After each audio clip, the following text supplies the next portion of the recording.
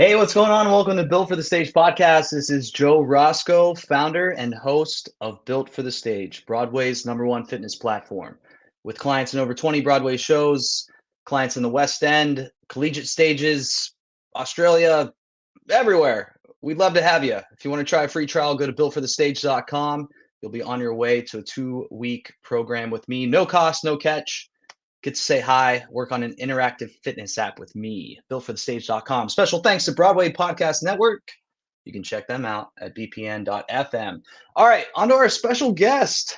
Enough of me in this poorly lit room in London, just making it happen. Our guest, though, is very well lit, looking glamorous in either natural lighting from a window or a ring light. I'm not sure, but we're here for them. So you all just concentrate on our guest.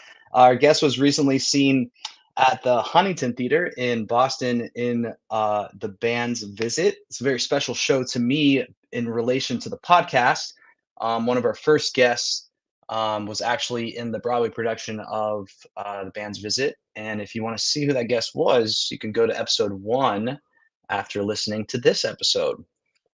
On top of our guests just recently being seen in the band's Visit, they too have a podcast of their own.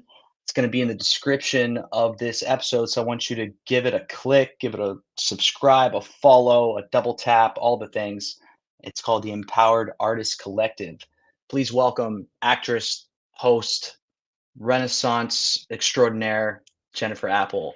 Renaissance extraordinaire. That's a new one, but I can maybe put that on the byline of my site. You're dabbling, you're doing a little of this, a little bit of that, We all dabble. I feel like if you're not dabbling somewhere in this wild career that we have chosen, then I don't know if you're doing it. Just you gotta keep the dabble going. Thank you for such a lovely intro. I tried. It was well deserved. So yeah, already nice to have kind of chatted with you before we hit record. Yeah. Seemed lovely. Can't wait for the conversation. Let's dive into the beginning. Sure. When Jennifer was first born and she started singing immediately and just tap dancing for the doctors and nurses in the hospital. So aside from my joking, when did we start this whole crazy career of like, oh, I'm gonna sing and dance for a living someday? Yeah, you're not fully off base, honestly. My parents tried to like give me piano lessons when I was really young, and really all I wanted to do was sing. I refused to practice piano. And to this day, that's like the biggest thing that I'm like, I'm a kid. No one wants to practice anything. Like, how could you let me quit this thing? And singing was what I wanted. I was singing probably since I could speak. I had little, I'm going to age myself here, but little cassette tapes of me singing. There's somewhere that I can't even play because I don't have a cassette tape to do so. And I took my first voice lesson when I was 7. And then I became that kid who was like, oh, you're the kid that sings. Like, you're the kid that sings really well. You're the kid, just the singer girl. And then naturally, that kind of moved into community theater. And then that was theater camp. And then I was that kid in high school. And then I went, to undergrad. And then when I got my master, it just kind of was a natural progression. So it's really not a particularly exciting story, but it started young. Yeah. Okay. So you chose your path and you stuck to it. I did. Hey, that's a good one. Yeah. For clients or listeners of ours that were born in 2000 or 2001, a cassette tape is a rectangular object with 2 holes towards the center that had this like tape type of structure that would wrap around the cassette tape, and then as it unwound, it was producing sound. So yeah, and if you got that thing caught on something, then goodbye tape forever. Goodbye tape, or get out a pen or a pencil and pray that you could twist that thing back. All right, that's enough. All those youngins are rolling their eyes like, what is 100%. Like, please, gosh. Yeah. Okay, so you go to undergrad, and then you get your graduate degree. Where do you go for those? Are they both performance based or? Yeah, so I went to undergrad at Muhlenberg College in Allentown, Pennsylvania. I went to the BA. Allentown? Yeah. I'm giving you the chance of a lifetime, and you want to go to Allentown? I know. Do you know the 42nd Street? 100%. 42nd Street. 100%. You won't ever see me in that show because I know you keep saying dancer. That is not the hat that I wear proudly. It is a hat that I begrudgingly put on. You move. I'm sure you're a Oh yeah, no, I can superb move. mover. You're 100% moving mover. I am the cut dancer from a chorus line. That would be my track. amazing. There you So she go. shows Well, up, she tries, and they're like, "Thank you so much for your effort." Maybe and then I could tell the story of like one audition that I did when I was really, really young in my yeah, young years. please, please. So this is how, not delusional, but like sometimes you think people see things in you that you know for yourself, and until you tell them straight up, they don't know. There was a Spamalot open call, and I'm a lady of the lake through and through. I've played the part before, but like that is my energy. That is who I am. That's how I sing. And I'm not one of the chorus girls in that. Bless their hearts. They're incredible, but like that will never, that's not my skill set in any way, shape, or form. But they had an open call and it was a dancer call, like an ECC. And I was like, you know what? They're going to know. They're going to know when I walk in there that I'm not one of the dancers, that I'm clearly Lady of the Lake. I'm rolling in, I kid you not, in like biker shorts, a tank top, and like jazz shoes. These gorgeous women are wearing fishnets and their laducas and their beautiful little bodysuits and or bralettes, and they are towering over me. And I'm not a short girl either, but like they're towering over me, and like with their little legs crossed, and I'm standing there with my hands on my hips and power posing. And they basically have everybody do a triple time step and a triple pirouette. I can maybe give you a single pirouette that's beautiful, and I certainly cannot give you a triple time step. I swear to God, they get to me. I give them one small pirouette, and then I go, for anybody who's watching, I literally like when you put your literally like the marking sign No, where no, you you had didn't. You I didn't. You swear to didn't. fucking You God, I didn't swear do to it. God. I You literally have my didn't. hand in front of me and I do the marking sign of 1, 2, 3, and I just pose at the end, thinking that they would think, oh no, this girl is Lady of the Lake. There's sass, there's attitude, clear. Phoned it in. And by phoned it in, I mean I made a choice, but like, Yeah, no, yeah, leave this room, Jen. Why are you in there? Anyway, yeah. I clearly didn't book it, but Did you get like a smile or a laugh, or did they look at you like, "Is I this think girl everyone serious?" was like, "What is wrong with this? Why did she come here? Like, genuinely, what did she think that this was?" And that was me thinking that I'd make a point. Anyway, don't do Well, that, kids. Or you could, and then you have a story to tell later. right. Yeah. So Muhlenberg College, Allentown, Pennsylvania. I got a BA in theater with an acting and directing double concentration, and then I double Okay. minored in creative writing and philosophy. So I went full liberal arts. And then I moved back to New York, did like 3 years of professional, mostly musical theater regionally, and then went to the American Conservatory Theater, or ACT, out in San Francisco for my MFA in acting. Nice. Yeah. Okay, we have to geek out on some directing. My concentration during school is directing as well, so Yes. Where'd you go? got it. I went to Coastal Carolina. It's Okay. in Myrtle Beach, South Carolina. It's Yeah. a BFA program down there that just, Yeah. small time doing their thing. Amazing. It's beautiful Laying down there. It's really pretty. Oh, wow, the campus, yeah. Yeah. Yeah, there for multiple reasons, I was not able to attend some schools I was accepted to, but every spring in high school, I played baseball and we would go to a spring tournament in Myrtle Okay. Beach. And there was this beautiful school we'd pass by every year called Coastal Carolina. And I was Yes. like, oh, let's go down there and do some theater. But Wait, so you yeah. were the kid that everybody was jealous of because you were both an athlete and you were also really good at theater? Own it. Just own it. It was me, but like I pridefully I like this whole built for the stage thing has been me since like seventh Yeah. grade, basically, of being this like bridge Hybrid. between Mhm. the theater kids and the Yeah. athletes. Like I convinced my athlete friends to be in the school I love play. it. I put my theater friends guard down about some of my Yeah. athlete friends and, Yes. kumbaya. So yeah, that was Yes. that was a little bit of that. I Yeah. love it. No, Yeah. it's cool that it's like transfer. I mean, not cool. It's amazing that you've taken that skill, which it is what that is, and also like your talents and being able to find a way to bridge them. I think that's Yeah. incredible.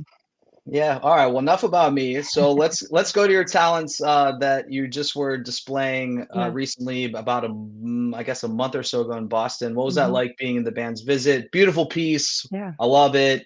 Yeah, just tell us just a little bit about your experience in a Yeah. I very unique Contentious. time, we'll say. Yeah. Yeah. Mhm. I originated the Band's Visit tour, the Broadway tour, and I had done it in, on a different role, and so my journey with the Band's Visit has been quite long over a period of time. and we don't have to talk about that experience as much as the fact that when this particular production rolled around, for many reasons, it called back to me to play Dina. And I auditioned, and it happened. And it really felt like a full circle moment for me for a lot of reasons. Um, as like an actor and a performer, and certainly somebody who's grown with a piece that's really, it hits very, very, very deeply home for me. Yeah. And then the simultaneous timing of the production with October 7th, um, doing a show that takes place in Israel, playing an Israeli woman on a stage in front of people in Boston, felt particularly important. And like I had a huge sense of responsibility for me, for my family, for um, others to see humanity on a stage. And so I think what initially was meant to be in some way a cathartic experience on a career artistic path was now simultaneously also a very cathartic, necessary healing journey for me in my own personal life, given the events on October 7th. And also, I think on a larger macro scale for the community in Boston to be able to sit in a space and share in humanity and listening, and a story that is really about embracing otherness and finding silence and peace and listening where one might not otherwise find it. Yeah. Okay, so on this topic, how were you able to, maybe you didn't, but how did you let the personal and the piece Mm-hmm. either stay separate or work together where the personal wasn't Yeah. overtaking the piece and the piece wasn't overtaking your personal experience? Yeah. How was that navigation process? Yeah, I'm somebody who really, I try very hard and I pride myself in trying to leave my work at the door. I am not, no shade to anybody who does this for their process, but like I'm not like a method actor in that way. I also am not somebody who like needs to like religiously warm up to get into my body. I'm actually more somebody that, will like do a little body scan and be like, where am I at? What feels truthful? What is coming up for me today emotionally? Where am I feeling it in my body? And that is my starting point. Right. And Mm, so I think being a bit more cognizant during this particular time period of what am I actually feeling in real time? Oh, today is really, really hard. Today is hard. I'm really feeling the weight of the world, or I've cried for 6 hours right before coming here, or I have just had a really hard conversation with a loved one that has is weighing on me. How am I able to hold that simultaneously and remember that that isn't my job? That was a different navigation, but I think really tuning inward and having that awareness of my body and my breath was very key for me in trying to keep it separate. And I think there is something to be said, though, about recognizing that this story is still coming through me.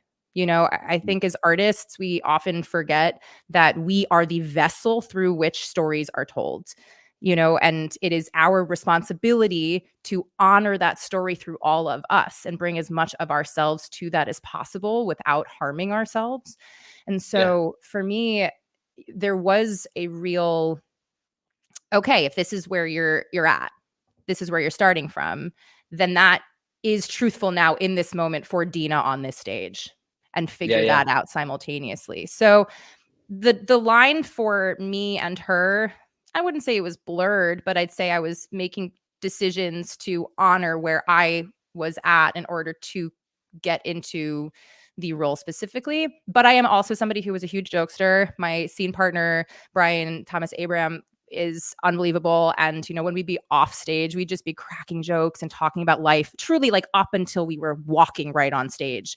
And I think many people were like, how are you able to just drop into these really intensive moments if you're just talking about nothing and joking off stage? And for me, it's remembering that I'm human and getting back into my like normal body human self to do Yeah. that. And so really keeping the play alive, as in not like the story, but like the play as in playfulness and joy and fun.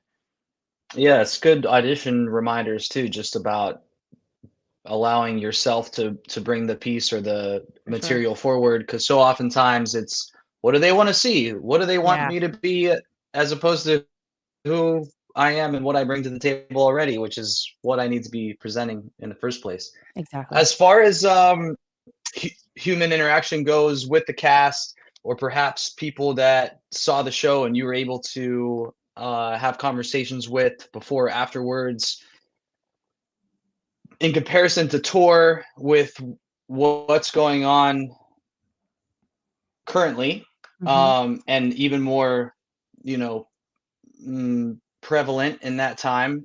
Uh, Hmm. what was that like, sharing that with the cast or the people that saw the show in comparison to the tour? It just had to have Yeah. had just a bit more weight to it, I guess I'll say, than in Yeah. the past. Yeah, I definitely think there was a different kind of responsibility. Again, telling the story then, like as in like October, November, December of this, past year, then, 2019 into 2020. Not that that wasn't an important time, but on tour, I was a little bit more kumbaya-ish in some way of like, we would have Shabbat dinners as a cast. We would have Arabic lessons on tour. We would share music with each other. And it was definitely like the joy of it was a little bit more alive. Not that it wasn't during this more recent time, but I think now the responsibility was a little bit higher. And so to really hold people's empathy and compassion, like compassion for others in the space, I think was of the utmost importance. And I will give this cast such credit, and frankly, the creative team as well, for creating an environment that really held people for where they were. Mm. We didn't talk much about life outside. We understood that what we were doing was a reflection of what was happening outside, and that people were coming from different perspectives and life experiences, and intersectionalities in the space. And there was a real respect for everyone, and also for the process, and also for the production that we were doing. And I think because of that, the piece really, really had a beautiful undertone of just love and care, um, just running through the whole Mm. thing, which was really, really important and valuable. And I know for a fact was received from audiences as well. Yeah, I think one of the core components of the piece about coexisting these Mhm. two groups of people that are unalike in maybe tradition, culture, etc., but still humans, I think couldn't have been more important to Yeah. display than in a time like Ostensibly, this. like, arguably, though, they actually really are. I think that's the thing, the misnomer is that these people that, are labeled from the outside or from the world as being so different are actually really similar in culture, Mm, in tradition. That's the one thing that in the show, Dina and Taufik, they bond over their love of music. They bond over their love of movies. They bond over the culture, that they both grew up with this together. And that, mm, we paint these people as somehow totally different, and actually they're really, really close. And if we dial it even tighter, just being humans, like, we share a lot, period. yeah, And instead of trying to paint us as something totally different so that we can fit this narrative of people being, the other, actually, like, let's really do the opposite and be like, wait, no, look at all these similarities and the beauty of what it is to be connecting with other people, and yeah, arguably learning from them and the things that make them different, but how much they have in themselves and that they love that is also really similar. yeah. Okay. Let's I want to hop onto your podcast Sure. topic, but before we do, we're gonna do a little segue, a little intermission. Yeah. And it's called the BFTS hot seat. So don't get nervous. I won't. Let's see if we can get something in the background here. Let's see. Yeah, I like this one. You hear it? I'm ready. Yes. All right. Forgive me if you already said it, but what hometown are you from? I was born in Manhattan. I'm Oh, a okay. native New Yorker. Yeah, and then I grew up between Manhattan and Westchester. Okay, let's go to Westchester. What's like one silly or like funny thing about Westchester growing up? Oh man. This is actually much harder about my childhood. This is gonna get me into like therapy land of like, I don't know my life. One thing. I don't know if this is ridiculous. There was like a country club near my house growing up, and in the winter all of us kids would like sneak into the country club and just like sled on their golf course that had like this Okay. incredible hill, and Okay. we'd kind of like ruin their grass. They Hmm. didn't love that so much. I don't know if that's like it's not a ridiculous thing, it's just the only thing that's popping into my brain. No. I come from a place where there's lots of golf courses around, and they're Yeah. very particular about Oh their yeah. grass. So they were not happy when you did that. No, not Okay. at all. Cake or pie? Cake. What kind of cake? I feel like a chocolate, but actually now I'm thinking maybe a carrot or maybe a red velvet. It's really more the cream cheese part as of All right. current. We're gonna go with the carrot cake. Carrot Great. cake. Carrot. Done. Dogs or cats? Dog's not even a question. There you go. Do you have a dog? Oh yeah. His name What is kind Walter. of He's dog? the love of my life. He's a rescue mix. He has his own Instagram, Walter Apple _ Please follow him. I'm trying to make him famous, except not with no effort. Like he's just really the love of my literal life. Yeah. Okay. All right, great. If you were going to do any other career that did not involve the arts, let's Yeah. get like way far away from Yeah. it. Don't say like No, I don't got know, you. composer. I already got you. All right, what's it gonna be? I don't have any of this skill set or capability, but I really, really would love to be an infectious disease doctor. Okay, we Yeah. needed you. We I needed needed to, I know the world needed me too, and I literally failed it. you. We needed you. Okay, if you had a time machine and you could go past, present, future, location, where are you going and what time period is it? Oh my God. Okay, this is so tough. I'm gonna go to some mountains for like joy. I'm not sure exactly what mountain range, but some mountains. Mountains are my happy place. Um, but I think maybe time period. I wouldn't want to stay here long, but I kind of would want to see the 20s, like Prohibition era. Not to like Hmm. participate, but I'm curious about it. I Mhm. also just because I'm fascinated by it and I really don't want to stay here, but I kind of, this is going to be morbid. I'm so sorry, listeners, but I kind of am curious about World War II from like a bird's eye view. Oh, If I were there, I would not be here currently, so I don't want to actually be there, but I want to bear witness in some way to that. That doesn't really suit this music either, so whoops. And maybe the juxtaposition is such a beautiful thing, though. life contains Yeah, multitudes, and yeah. the future is really scary to me. So I don't think I want to go forward. I think I just want to reflect back and then learn and take things. And honestly, maybe like Woodstock era. I feel like that was a time I'd love to be around the music and the vibe. And I feel like people really not maybe not the era, maybe literally the concert and just be in that little space and feel how that is. Okay, last question. I just popped into my mind to Great. do this, and I wish I would have started this episodes ago. But I always ask, what's a person's like go-to feel-good song that no matter how bad of a day they're having, if they pop this song on, like that's it. Day is saved. It's all good. What's that song? Wow. Ooh. Currently, it's like anything by Muna. Muna's been Okay. like a vibe for me recently. This one isn't really like a feel good song, but it does something to me in like centering myself, which is Lizzie McAlpine's Pancakes for Dinner, Okay. which is like very cute and dark, which I think is maybe a little, as you just heard Yeah, with yeah. my prior answer, a little bit maybe my spirit. So not it's not a like pump me up moment, but honestly, old school, like it's not even old school, but like Journey, 80s rock, that would like genre wise, that would Mm. actually be like, let's go here. That will pick me up energetically. Yeah.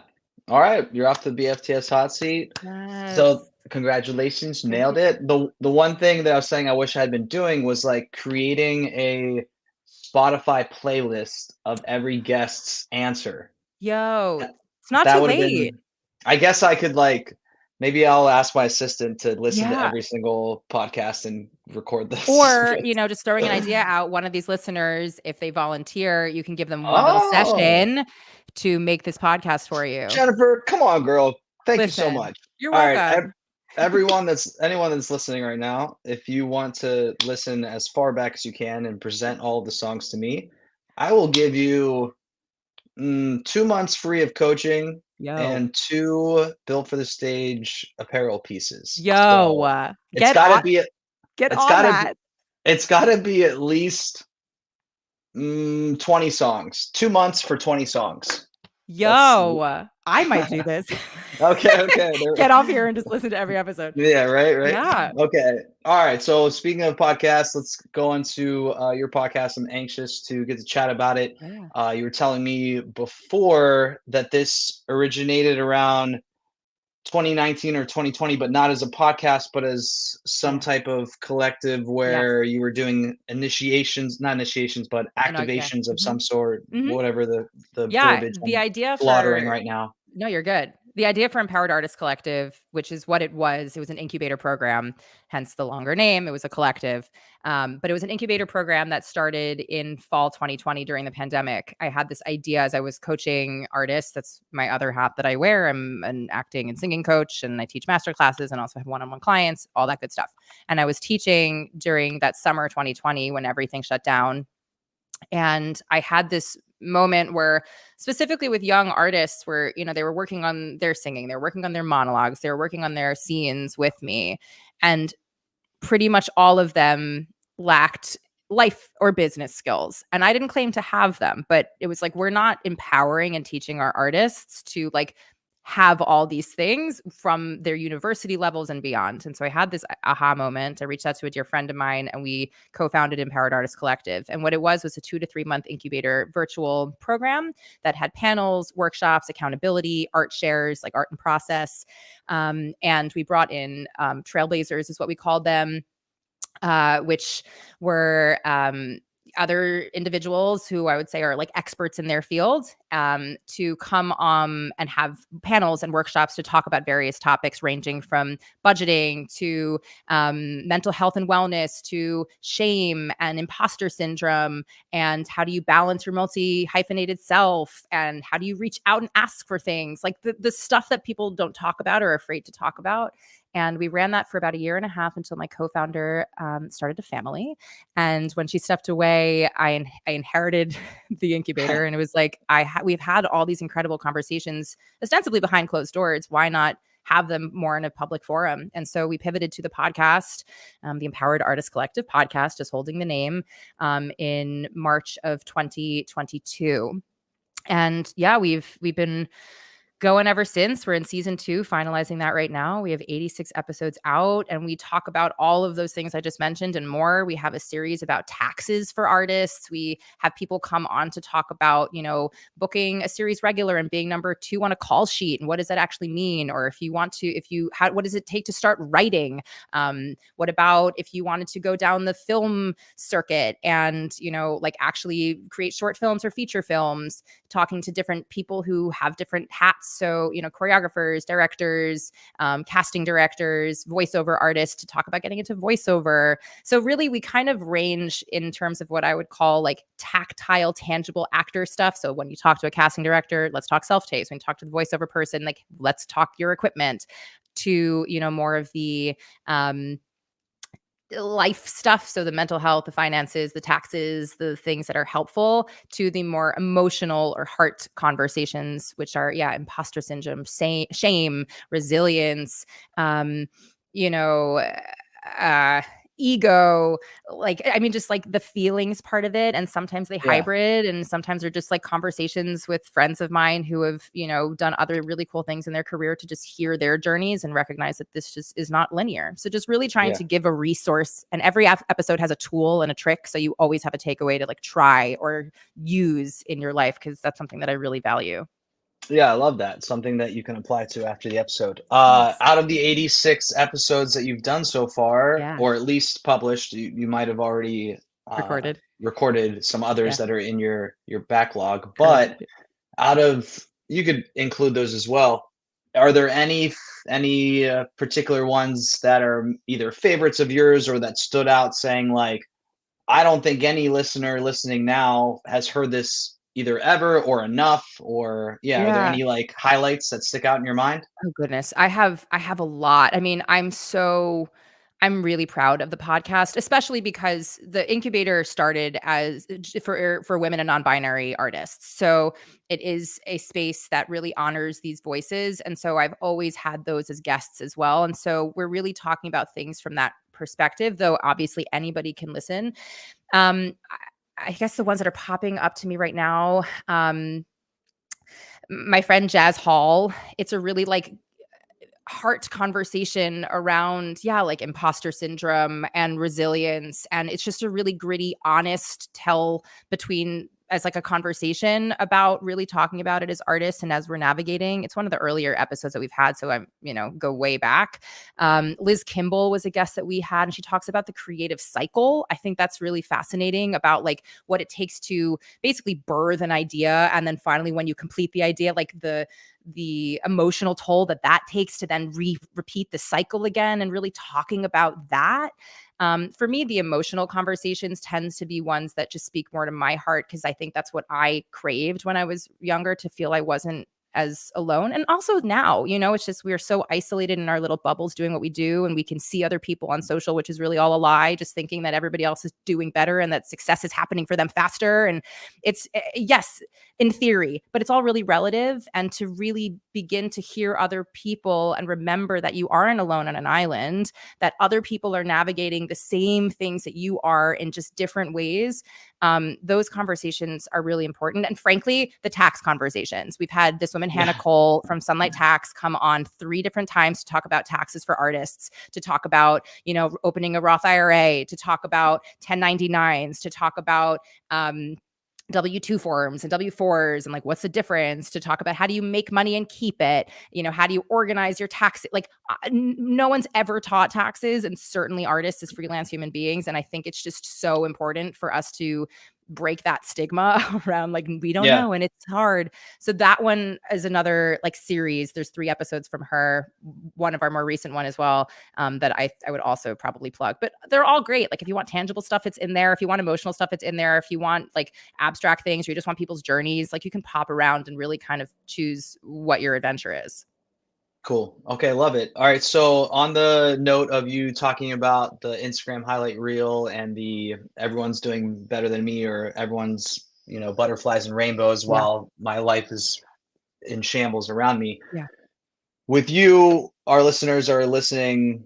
You were on tour. You recently booked a great gig. You have this podcast. Oh, Jennifer, is just crushing it. When do you feel like you're not crushing it, or you weren't, or like how have you navigated ups and downs in this journey? And yeah, Last like night on my couch. If you saw me last night on my couch, you would have okay. seen me Let's get into it. spiraling. Yeah, I think it's God, this career is really, really, really hard. And, you know, I really do kind of subscribe. I try not to, but kind of subscribe to this idea that like if you could do anything else, please try. Like, and or the opposite of that is really understand your why you've chosen to do this for this particular path.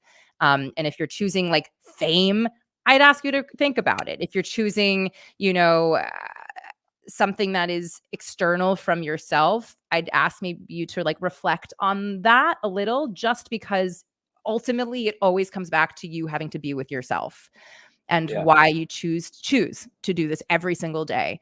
It is really hard. Yeah, I'm before the more recent bands visit, I've had some stuff. I think, yeah, again, when you look at it from an outside perspective, I've booked some things and I worked a decent amount. I'm very privileged in that. I know that.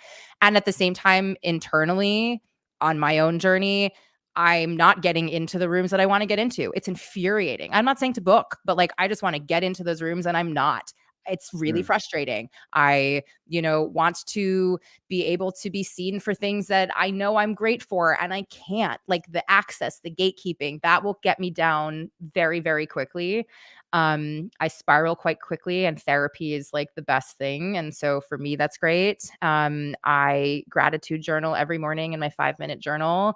I've been doing that now for 2 years. It's kind of crazy. And I really swear by that. And I have been a lot more deliberate, specifically post COVID, to build in time for me to be with things that have nothing to do with this craft. So, a lot of hiking, a lot of skiing, a lot of mountains, generally, a lot of time with my dog. So that when it's hard, which it is more often than not, I know that I have things to fall back on that do fill my heart with joy and allow me to come back to myself and come back to my worth, which is inherent because I'm a human being on this planet, but really to come back to that in a very solid way that doesn't need to have the validation or the noise from everything outside of me. Yes, I love this. We talk about it to our clients a lot. Step away from Yeah. the tornado of the career and try to find some type of retreat elsewhere of things that you Yeah. love. And then the journaling thing. We run challenges all the time, and there's always going to be a journaling component. Yeah. I live and die by it. I think there's just something about writing it down. Yeah. And Yeah. there's also something about, like, opening the journal to a random page, Mhm. reading it and saying, "Oh, I remember going through this. I Yeah. remember processing this," and then being able to reflect on where you're at now, Yeah. and if you have gone through it and for the better, then whatever you're currently going through, it's just that much more affirming I for will sure. say this too, though, from a person who is not a journaler. Like, I am not that person at all. Okay. Like, truly. But you're 2 years in, Correct, you're and it still came committed. though 100%, and it came though from a really dark place in, like, I'd just gone through a crazy breakup, the tour had been shut down by COVID, everything in the industry was shut down, I was living with my father post the breakup, like, everything felt like nothing felt hopeful, what was I doing? Why was I doing it? It was really, really, really dark. There were, like, a lot of life things happening and personal things, and I was like, "Okay, you have a choice to make. You can sit here wallowing in the." I mean, I did wallow for a while, and then I was like, "Okay, and continue talking to your therapist, please do." And then you have a choice to make and maybe do something small, something very small that feels tangible, and just try it. And I found this 5-minute journal. And now it takes me a single minute. Like, truly, it's the same exact prompt every single day in the morning and at night. And you have 3 things that you're grateful for, 3 things that would make today great, and 1 daily affirmation. And then at night, you do 3 highlights of the day and 1 thing you learned. That's it. And so for me, having the same exact thing every single day was really, really great for somebody who does not like to journal. Cause it's like, I can easily just write a single word here. Like, 3 things I'm grateful for the first month was like, my dad not paying rent, Walter, my dog, and I'm alive.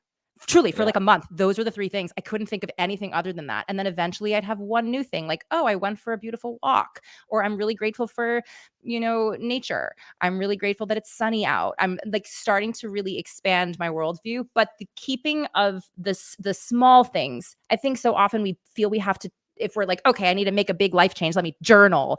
And then we do it really hard and then we fall off. And for me, it's Mhm. like the little micro movements that you can build that then it becomes, whether you call it a habit or it becomes a ritual or whatever the word is that you like to use, but it becomes in you in a way that is second nature, then it's not something you're adding on. And then that in itself doesn't become a to-do list, which in and of itself adds stress. It just, I think the small little things can really help. And so if you're not a journaler, maybe just try like 1 prompt a day.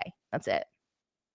And if you're not a fitnesser, everything that Yeah. Jennifer just said is the exact same thing. Yeah. Pretty much if you're not a anythinger, if Correct. whatever you're wanting to do and trying to get into your life, yeah, start small and just layer the cake from there. Correct. The carrot cake, is that where we're going? My favorite. I Okay. mean, I can't get around it. Everyone, I mean, I think I'm pretty transparent about it on social media, but I think people just think I'm eating salads over here all day or something, but Is or it's um let's what is your guilty pleasure though, if you had to pick one? Always donuts, always. Okay, like a Boston cream or like a full Krispy Kreme moment? I'm a traditional cake donut type of person. So like a Oh, blueberry. So there's yeast donuts and there's cake donuts. yeah. Yeast donut, for anyone listening doesn't know, it's typically like your glazed donut. Like if you were to break it open, it's like airy inside. Mhm. It's kind of got like these holes and fluff to it. But a cake donut, you break it open and it's just like crumbles of looking like a cake, you Yeah. know? I didn't know you were a donut connoisseur. It's really I new you skills. know, I yeah, so I dabble at other, like, business things on the side, Yeah. and it's been eating a hole at me A to m pun. A pun donut. Sorry, I don't know if you meant yeah, it, but maybe you did. I Well, there didn't, you but that go. was good. I should Yeah. have claimed it. But, I want to do some type of donut fitness mashup business where I eat a donut every day for a Okay. year, and then show people how enjoying a donut every day, I can still achieve like excellent fitness level. Why don't you just do And it? I know I should. I just Starting been tomorrow. sitting on. I, Make I it it's, small. it's Make it my small. Do 1 week, do a month, I and then my issue is that I have other ideas, so I'm just yeah. like, oh, which one should I jump on? I don't know. Yeah. But like, I love me some merch, so like I already know like what the don't like it's gonna be like a barbell, and instead of the plates, it's gonna Yes. be two donuts on the side, all that kind Obsessed. of And then stuff. at some point, some like protein company's gonna reach out to you, and then they're gonna wanna make donuts that have to do with, a protein donut moment, and then the next thing You you know, you're in the food business.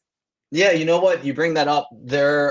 I've run across multiple businesses trying to do it, and I have yet to eat a protein donut that isn't trash. Yeah. So Yeah. if you know anyone that's I do watch a lot of food, Shark Tank, and I feel like I've seen a couple of people trying to bring those on there. Granted, I'm not tasting them. I'm not a, shark, but yeah, none of them have done that well. But I think these companies that come in as the protein companies, then they like expand with their, ingredients and yeah, recipes, figure it out. But no, I'm not yeah, the yeah. I'm not the advisor for this particular endeavor for you. I'm so sorry.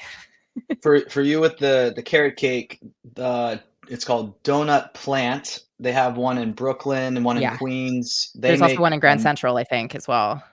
yes, they make a mean carrot cake donut. So Ooh, just to there's let this you know. one place, this Caribbean bakery near me in Brooklyn that's just like fire, like When you moist fire carrot cake. more what was the timestamp on that? 41, probably 41, 48. Moist fire. All right, that's definitely going to be the highlight of this Oh my episode. god. That is the subtitle of this Jennifer Apple episode. comes on here to talk about moist fire carrot cake. Did you ever think coming on to this Health health fitness fitness podcast. guys podcast that you'd be talking about donuts? No, but I'm really glad that we break expectations here. It's really good. It's really That's good. right. We're here to take down the walls, all right? Yes. Can't be held down. Well, No. Jennifer, thanks for chatting. Thanks for having Appreciate me. it. Everyone that's listening, make sure you give Jennifer a follow on the gram. It's going to be in the description of this episode. If you're watching it, you see it on screen here. Jennifer Apple _ got Empowered Artist Collective as well. And Walter Apple _ make sure you give Yes. Walter a follow. Here, let's just get the visual here. Just make it official. Let's see. Wow. If only I mean, I could go grab him if you really want. He's just sitting, Of pretty. Yeah, Yeah? let's Is this go. happening? Pausing. Hold, This is please. happening. Everyone pause. Everyone listening, dogs are important here. Like, what's a life without a dog? Oh, it's a tiny dog. I Look can at hear you, yeah. Walter. Hold on one second. There he I've just is. I've just I've just been telling our audience that there's nothing more important than a dog. Walter's Oh, so cute. thank you. He was just slumbering. So, you gonna say hi to everyone? Are you Just like sleepy or taking a nap? Yeah? yeah, probably both. Are you gonna be close to the mic? Here we go. Here, I'll move this Does away. does does Walter get the zoomies and run Oh, around your yeah. apartment? Yeah, if we go if it's really cold outside and we come back, then he zoomies to, I think, like, warm up his blood pressure, and then definitely post-bath. We get post-bath zoomies all the time, but Nice. he's kinda perfect, if I may be so bold. Oh, you well, know. Walter, thanks for joining us as we sign off here. If you want to see Walter, you can head on over to our YouTube page, Built for the Stage, and watch the interview if you Yes. aren't already. Okay, Jennifer, have a great, what is it, afternoon Thank over you. there. Thanks so much for And having me. This was a blast. you brought the energy. It was all Thank you. So you. thank you. Enjoy Thanks for that. London. Hopefully it's not, fully raining, Oh, snowing, always. both. It's just like, I don't know. It's like Alaska over here or something. The sun's never out. Without the beautiful, Oh, are we tired, Walter? Okay. Well, there we go. Walter's like, hey, Joe, time to go. All right. Talk to you later. All right, Bye. Jennifer. Thanks so much. See you later. All right. Jennifer Apple and her dog Walter. Make sure you give them a follow on the gram. Always a pleasure here. Joe Roscoe with Built for the Stage. Actors or athletes, train like one. Later.